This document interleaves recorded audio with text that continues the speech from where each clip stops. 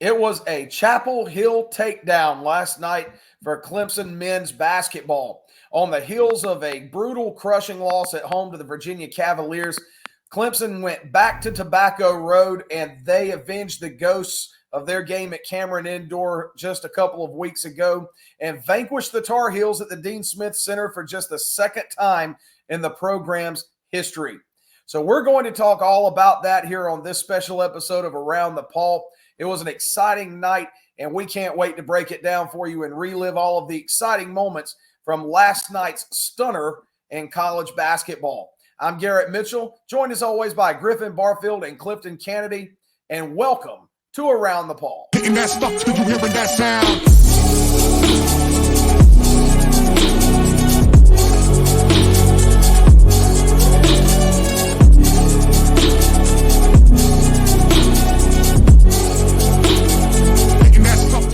Guys, Griffin, you were in Chapel Hill last night.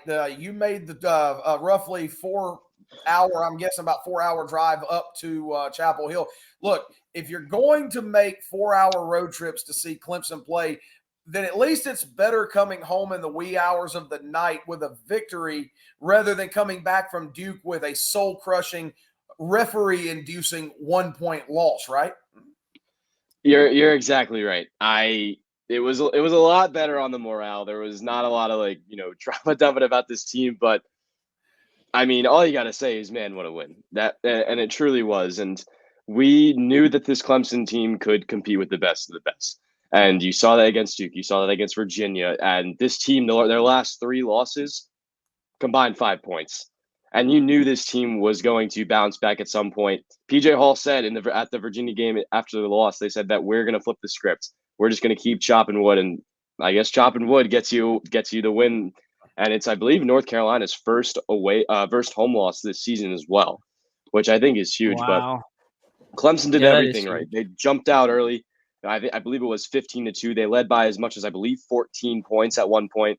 And North Carolina, they were never going to let this game out of their hands. And they went on a 6-0 run to end halftime, started pulling back. It was tied at 70 with about 4 or 5 minutes remaining, and heart started going. The emotions like, oh God, here we go again. But this team pulled it out. I'm as a Clemson fan, I'm beyond proud, and this team is right back in the thick of it in terms of being a team that could be very, very surprising for not only the ACC tournament, but for the NCAA tournament if they do make it. Yeah, man, I was driving down the road last night listening to that ball game. And when we went up 17-4 and 15-2 and 17-4, I was like, I think I texted you, Garrett, and I said, "You did, what yeah. You texted me. I picked up my phone, and I'm like, is going on? What in the world?" I was like, what the heck is going on? I was like, Clemson is on fire. I've never seen them come out, and at least this year, right? Like lately, I mean, I've never seen them come out with their hair on fire like that and just knocking down almost every shot in the first 4 minutes. And it was surprising. It was surreal. Like you said, Griffin, it was, I mean, I couldn't believe that North Carolina was missing everything, like everything they shot. And it was, except for, they made 2 baskets. But they were missing everything. But give Clemson credit. Like PJ Hall and that defense, it reminded me of some defenses of Brad Brownell's early career here at Clemson, and how good of a defensive mind and how good Clemson can be when they play defense. Yeah, and you talk about hitting all the shots in the early going and how hot the Tigers came right out of the gate, and it's completely the opposite of what we've seen in probably the last month with this team. So, before we started recording this, I should have told you to just cue up the old Twilight Zone theme music, because I mean, when you look at this Clemson team, it was really like in that first half, you were living in the Twilight Zone compared to what you've seen over the last 3 to 4 weeks. Exactly right. And especially on the three balls, too. And I believe in the first 3 minutes, PJ had 2 threes, Joe Girard had 1. And that was 3 times as much as Clemson made in their first game against North Carolina. And you know that this team, if the three ball was going to fall, they were going to keep it close. And I really think you got to give credit to Brad Brownell. I mean, I've been a pro Brad Brownell guy all the season. I really think that it's not his fault. And in these matches where you play twice a season, you really see which coaches have to change their tactics, the way they have to change the way they play. And Brad Brownell changed the way he played. Yes, he did lead guys like Girard and Hall to shoot the three ball a lot more tendency wise, but this team just showed its physicality. They showed that they wanted it more, and they showed it at the biggest stage on ESPN where, you know, I was looking at Twitter. They're like, is Clemson really going to do this? Is Clemson really going to do this? Is UNC really going to, is this hangover that they're going to have from the Duke game going to allow them to lose this game? But I really think it was a matter of Clemson wanted it more. I think that they coached incredibly well, and that defense came in so clutch at the biggest moments, especially towards that end of the game. Yeah, you're talking about Brad Brownell's coaching and how he changed it from the first game to the second game. And one thing that I noticed was how he put in players in key moments and substitution. His substitution and how he did that from the first game to the second game. And I think having Jack Clark back and starting in was huge. Huge. I think his length and his width, not so much his offense, I think more of his defense, right? And because of his length and everything, and just how he can stay in front of players and cut them off going to the basket and stuff like that. I think that really helped us out a lot. So again, I think Jack Clark was very key, especially starting. Yeah, no doubt. And look, to me, one of the keys of that game, and you both mentioned it, was look, for one, you had to get off to a hot start. You accomplished that. But it was the three-point shooting, to me, that above all else was going to be a key in that ball game. Look, this is a Clemson team that takes a lot of threes. It's a Clemson team that has not made a lot of the threes that they've taken over the last month. Harken back to the first game at Little John Coliseum against North Carolina. You were 1 of 19 from the three-point line. And it was still 1 of 18. 1 of 18. 1 of 18. All right. And it was still what? It was, you got me. Yeah. And it was still, it was what? A 2, 3, 4-point game up into the final 4 or 5 minutes. If you can shoot that poorly and keep the game that close, then you've proved that you can play with North Carolina or anybody. But then when you come out like you did last night, you hit threes, you shoot it well from the perimeter, you build up that big lead, then, you've gone not from just making people think you can play with those teams, but proving it. And last night was a prove-it game for the Tigers, and they did it in a big way. I really think what stood out to me was how this team was able to hold on, especially with the exclusion of PJ Hall. And I'm looking more in that towards the beginning of that second half when PJ got his third foul. And you had to play smaller ball. RJ Godfrey came in for Hall. Ian Shieffelin was kind of the main guy that you ran that team around. And in 2 minutes, Ian Shieffelin had 7 points. He finished with 14, 12 was in the second half. And like you said, Cliff, I really think the Jack Clark addition was so huge.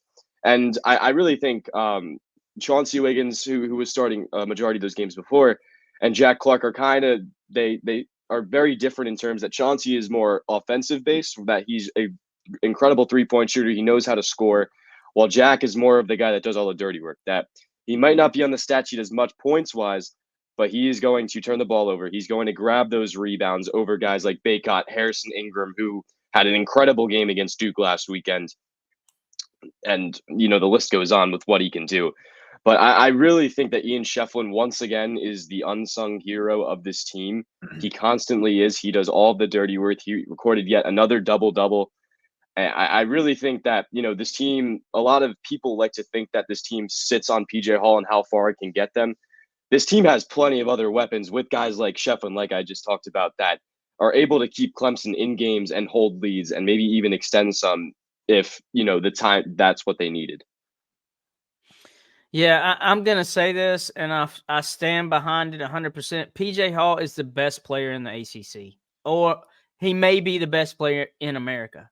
I'm a little biased, but I think PJ Hall is the best player in the ACC. If I see that face, but I'm just gonna say that, and but something I heard today on the radio as I was driving around at work, up until today, I mean last night, I think you've seen two teams on the court. You've seen the offensive team do their thing, and then you've seen the defensive team do their team. But last night, you saw them come together and play as one, and and really, PJ played excellent on both sides of the ball. I think PJ's played excellent on the offensive end, and I think he's played pretty good on the defensive end. But last night, he pushed Baycock around, or Baycott, however you say his name. He pushed him around. And, something else, and I'll say this, in the last 4 minutes of the game, I think there were 2 fouls that were bogus fouls or bogus calls, and Clemson still overcame it. If you'd have asked me if Clemson could overcome, runs like they did, and different things like that before last night, I would have said no. But last night they played a complete game, and they were definitely the better team. Well, I'll tell you this in regards to PJ Hall. I can tell you who he is better than, and this is going to, and I'm doing this intentionally. I'm intentionally trying to piss off a few friends of mine who are Duke fans, but PJ Hall is better than Kyle Filipowski. There is absolutely no doubt about that. And as you said, he outplayed Baycott last night. But, I told some friends of mine. He outplayed Filipowski. He outplayed Right, Filipowski, exactly. if you ask me. Exactly. I told some friends of mine after the game at Duke going back on late January, I said, look, Duke's got a game with North Carolina coming up. I said, I promise you, Filipowski is going to get used and abused by Baycott and Harrison Ingram of North Carolina. Well, lo and behold, it happened. And look, he got outplayed by PJ Hall at Cameron Indoor. So I'm not surprised at all that PJ Hall had his game as good as he did. I agree with you 100%. For my money, he's the best big man in the ACC. And if he's not the number one big man in the country with his ability to stretch the floor, he's easily top 5 at his position. And if I'm an NBA executive, if I'm a general manager, he's the whole package. I'm seriously thinking of drafting him in the first round if I have a need, for a stretch 4 or somebody 6'10", 6'11" who can step out, play inside and out. PJ Hall's the real deal. He's the whole package. I completely agree. And, I was like a little bit like at the point where he might be the best big man in the country. I mean, you got Zach Edey, Purdue. He's going to win the Naismith Player of the Year. But in regards to being in the ACC center, I think he's top 2 undisputedly. I think that he should be a top 3 finalist alongside RJ Davis and Baycott with North Carolina, because you have to just agree, no matter who played better last night, that those two are incredible players. They are some of the best players in the country. I do think Kyle Filipowski, he does not perform well in big games. I never see him really play well. Meanwhile, Baycott and PJ are a little bit more consistent in games. You know what you're getting out of both of them. Same thing with RJ Davis. He's incredible. I expected him to have a big game yesterday, and he did. But same thing with the NBA draft. PJ has all the tools he needs. All you need is just to gain more experience, because nowadays, I think PJ could join a team that is a consistent playoff team, come off the bench, and just be a team player, because that's just who he is. If he's not getting the ball, shots aren't falling for him. If the way of working it in the post isn't working, PJ will be more than happy to be a pawn in the Clemson offense. And that's how, and it shows a lot just about who he is. I mean, off the court, if you interview him, if you spend time with him for like 10, 15 minutes, you can understand the guy he is. And that's what Brad Burnell preaches in interviews. I really think that the game just allowed PJ Hall to perform just at another level. You could say the same thing about guys like Joe Girard too. Like, by golly, the amount of 3-pointers he scored to stop Carolina runs was incredible. And he's going to have a really fun homecoming this weekend against Syracuse. That's going to be a fun game for him. It's Maybe gonna be a little bit emotional emotional. too. Absolutely. Yeah, it's gonna be very emotional. Absolutely. He said in interviews he wasn't somebody's really got to thinking pick about him it. up. Yeah, somebody's Yeah. got to pick him up. Yeah. But overall, it's PJ Hall is the real deal if you haven't known already. Yeah. If you didn't know, now you Yeah. know, and knowledge is power. Exactly. Yeah, it definitely is. You were talking about Filipowski and how he doesn't show up in big games.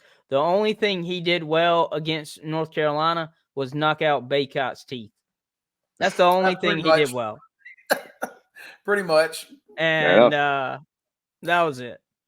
And I think that was just a dumb accident. I don't think he was trying to. I don't think he's tough enough to just make up his mind and say, "Hey, I'm going to knock somebody's teeth out." No, I think joking. I think he closed his eyes and got lucky. The talent's there. He is a sophomore though, so like putting a guy who's 23 years old, Armando Baycott, on a guy who's my age, a 19, 20-year-old, there's obviously going to be a little bit more physicality. Same thing with PJ. He's a senior too, but the talent's there. You got to do better in big games if you want to be recognized on the national stage. Yeah, exactly. Well, I know this. Clemson was filling it up on the offensive end last night. And speaking of filling it up, you need to reject your hunger and go see our friends at Ardensburger Grill, our fine sponsor who supports us here at Around the Paw. So go see our friends at Ardensburger Grill for some mouth-watering double-dip wings, a great mouth-watering burger, or one of their sizzling grills. They've got the food to make your hunger go away for any occasion. Make them your game day stop for all of your culinary needs, and tell them the crew from Around the Paw sent you. Ardensburger Grill, they are located at 1280 18 Mile Road, Central South Carolina. Go check them out, and you'll be glad that you did. So, guys, let's go back 2 games now to playing Virginia at home at Littlejohn. And it was kind of a double whammy because you're coming off the heartbreaking 1-point loss at Duke. Then you come home and you lose by 1 point to Virginia. And you had a chance to win that game right at the end. And we're not going to dwell on this game for too long. But, just your thoughts. The final seconds of that game, you're down 1. You shoot a 3 instead of trying to get the ball inside. So, from your perspective, what do you think the thought process was there instead of trying to get it to the rim? Look, you don't even have to make a shot. If you draw a foul, you can hit 2 free throws and you go home happy. What I do think once again, I think Virginia is one of the hottest teams in the country, even if they're not the most fun team to watch. I think they've won 7 straight, which is incredible. They'll be an NCAA tournament team. They always are. Tony Bennett's an incredible coach. He is one of the most respectable coaches in the country. In my honest opinion. Enough of my Virginia tangent, but I really think that what I do agree with what Brad said at the interview after the game. He said that if he did call a timeout, that Virginia were just going to smother a player and they knew what they were going to do, and rightfully so. I mean, on a fast break, I think Clemson would have had the advantage. You found the hands of Jack Clark. PJ after the game said that it looked perfect. And you're looking at a game where if he made that shot, we'd be talking about a team that could be ranked next week. It's one shot, and it's a tough game. Virginia's always tough, and Brad hasn't had their number recently. I think he's lost I don't remember how many times he's lost in the last couple of years. I don't remember that number off the top of my head, but I do think once again I thought Ian Shieffelin had a great game. He really just did it all for the team, like time and time again. It was just a shame. It really was a shame type of game. Chase Hunter, I thought, played a great game as well. He did a great job just getting to the rim. He's not really a 3-point guy. That's kind of Joe's job. Chase is a facilitator, and if he needs to get a point, that he can get a point in any way he wants. And I really like that way I really like that style of play for him. But yeah, it was a really hot Virginia team. I really think that it was just a heartbreaking loss, but I love the way that Clemson responded. And then you saw that last night, and this team wasn't like upset; they were just pissed off, and then they took their anger out right from the start from last night. And it was a really tough loss. It was a tough loss for sure. Resume booster. Yeah, definitely. I think that Virginia loss was tough. The only thing I'm gonna say about that is I'm not as much as I would not have want, as much as I did not like to see the 3-point shot by Jack Clark. And maybe I would have liked to see them drive to the basket and see if we could have got fouled or something like that. If we would have made more layups, we wouldn't be talking about that. We wouldn't even be Exactly. talking about a last minute shot. We needed to make layups and we did not do it in that game. But what you saw, like you said, what you saw them come out with against North Carolina last night was they were pissed off, like you said. Yeah. And I bet you they shot 10,000 free or 3-pointers, because you could tell that every time they shot a 3-point shot that it was going in just about. I mean they were just focused, especially in that first 4 minutes. They were as focused of a team as I've ever seen. North Carolina never led that game. That is amazing and unheard of. And I didn't really realize that until the last 4 minutes, and I was or the last the last 4 minutes when they tied it. I was like, they have not led this ball game at all. And so I think the key coming out of this North Carolina game is you have to string 2 wins in a row. You have to. Like, if we go to Syracuse and lose, then we're in the same spot we were at, before the North Carolina game. And but I really think that that win really helped, or maybe put us in the tournament. I really want us to go out and see. I really want us to go out and win 9 straight. At least, like you said, Griff, go out and win the ones that we lost, and the ones that beat the teams that have already beat us. And yeah, that's really it. We just need to go beat Syracuse. Yeah, and I agree with you, Cliff. And that's you kind of beat me to the thought there. Winning that game, to me, was the game that, as long as Clemson doesn't foul up and let something catastrophic happen over the final 8-9 games, and you don't just fall completely apart, that's the game when you look back and you look at the resume for this team when they're putting the brackets together for the NCAA tournament. This is the kind of game that puts you over the hump and separates you maybe from some teams that are on the bubble in terms of getting you in the tournament. You couple last night's win with some of the games earlier in the year. You had some really big wins early in the season. Clemson's resume is going to look really, really good. And guys, I hate to say it, but the South Carolina win is looking better That's and better huge. with every top 10 team that they beat. Pains me to say it, Yeah. but South Carolina's pretty damn good this year. So that win, Yep. and coupled with the fact that they're knocking off top 10 teams left and right, all of a sudden, that's a pretty darn good resume booster right there with that win coupled with last night. That's I a can quad believe- 1 win, right? That's a Yeah. quad 1 win now, right? Yeah, that's what I thought. That's No, awesome. I completely agree. I mean, it sucks you get to see a rival, but it's kind of nice too. I love seeing new teams in college basketball that just burst off the scene, and I love what Lamont Paris is doing in South Carolina. I think he deserves Coach of the Year. I really do. Him or the Iowa State coach. I strongly believe that those two should be the front runners. But another little tidbit just on the Clemson first half. They put 43 points on the Heels, and it was the biggest deficit of the season for North Carolina going into the break. Clemson there was only one other team to score more points in the first half on North Carolina. And North Carolina's played teams like Tennessee, Kentucky, Duke, and the only other team was UConn, and they're the number 1 team in the country. They are the defending champion. So you have to really appreciate what they did, especially, from downtown in that early start. But I really think that this Syracuse game favors Clemson. Syracuse give away the most rebounds per game, and that spells Ian Shieffelin all over it. That spells Jack Clark all over it. That spells PJ Hall all over it.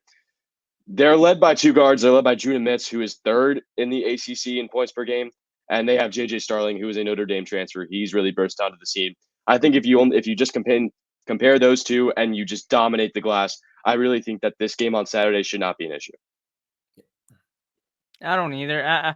I really think we should be able to go up there and win that game, and then take care of business down the stretch. I mean, again, this team in that North Carolina game looked like the team that went 11-1 and won those big games early.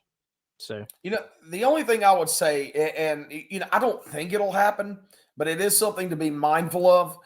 Look, Syracuse is a team that on paper you should beat, and you should beat them handily. Just don't let it be a trap game.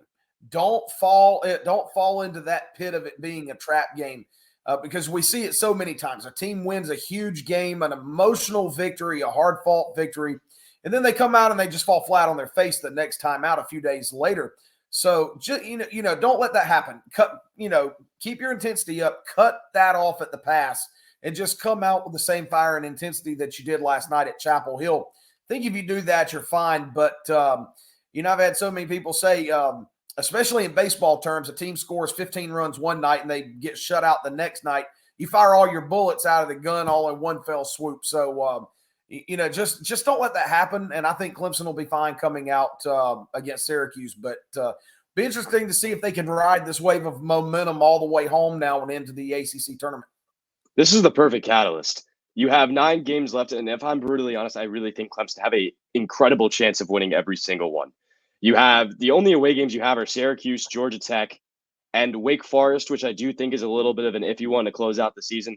But at home, you got Miami, which they have been struggling lately. Brad Brownell has showed that he's able to change the way that he plays, and especially in rematches, as you saw last night, that could be a win, especially if it's at home. You have Florida State that you've already shown that you could beat. Pittsburgh, you've already shown that you could beat. And Syracuse at home, you'd make the changes if you don't. But I really think that this team favors well against Syracuse. You're looking at a team that could potentially be 24-7 going into the tournament, 23-8, 21-9. Even I really think that this team is going to use this as incredible motivation. And you're going to see a lot more of this team that played like the beginning of the season, where it was a lot more of no regrets, shooting the ball, a lot more fun Clemson basketball, maybe a lot less stressful. But the ACC is the ACC, and teams are going to give this team a run for their money for sure. Yeah, you're talking about Miami and having them at home.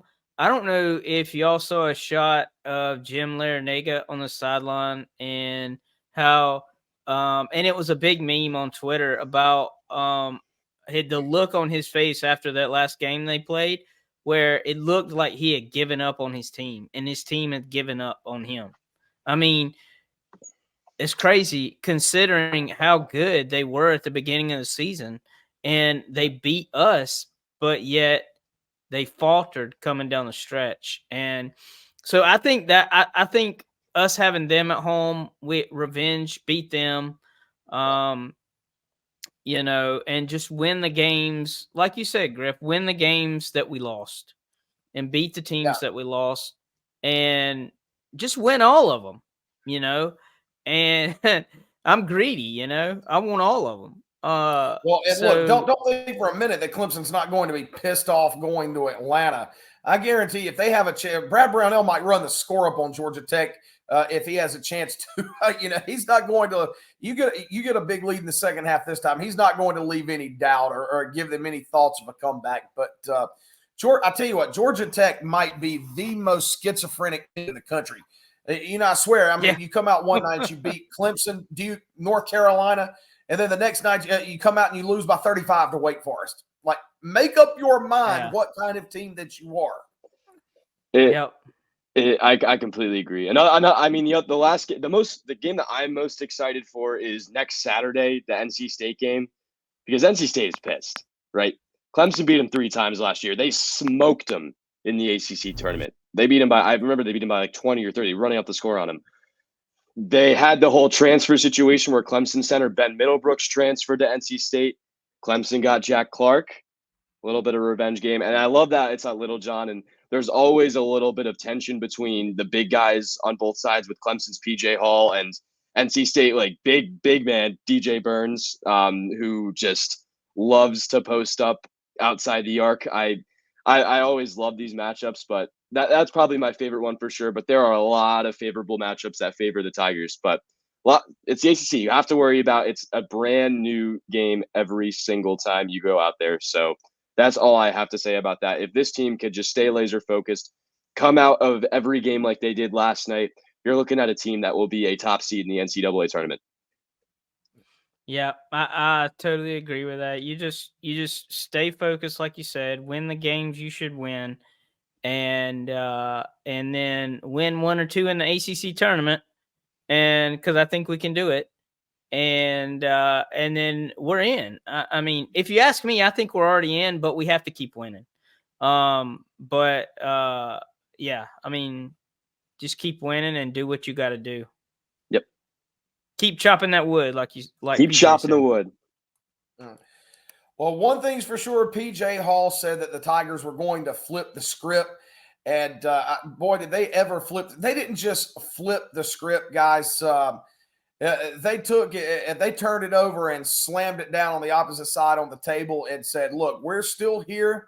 We haven't gone anywhere. So everybody else, you better wake up and take us seriously. That's exactly what Clemson did last night.